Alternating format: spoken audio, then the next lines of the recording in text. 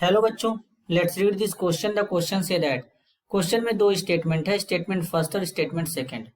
First statement बोला गया ionization enthalpy is always positive. Second में बोला गया energy is always required when electron are removed. इसके रिगार्डिंग चार ऑप्शन गिवन है, इन चारों में से करेक्ट को आइडेंटिफाई करना है। तो सबसे पहले बच्चों समझेंगे की कॉन्सेप्ट। की कॉन्सेप्ट होगा आयोनाइजेशन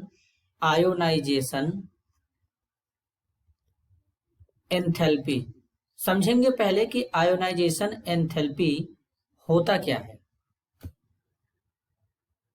एंथैल्पी, अब आयोनाइजेशन एंथैल्पी क्या होता है बच्चों? तो बेसिकली आइसोलेटेड गैसियस एटम के आउटर मोस्ट सेल से एक इलेक्ट्रॉन को रिमूव कराने के लिए जो अमाउंट ऑफ एनर्जी प्रोवाइड करते हैं उसे आयोनाइजेशन एनर्जी कहते हैं।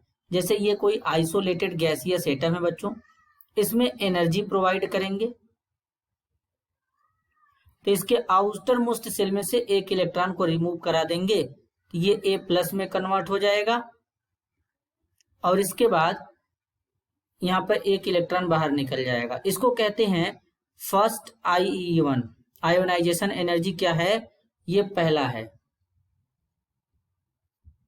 इस तरीके से। तो अब यहां पर एनर्जी प्रोवाइड कर रहे हैं बच्चों, तो इसलिए यहां पर ये आयोनाइजेशन एनर्जी का वैल्यू क्या होगा? जो आयोनाइजेशन एनर्जी का जो वैल्यू है बच्चों वो क्या होगा?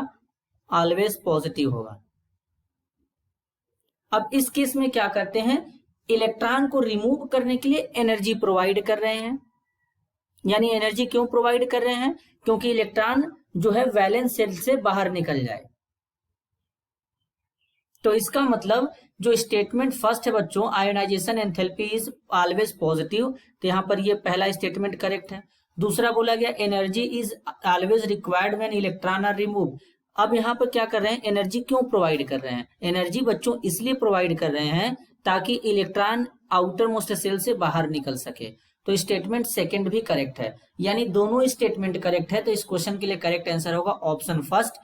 Both statement first and statement second are correct. This is your answer. I hope you understood it well. All the best.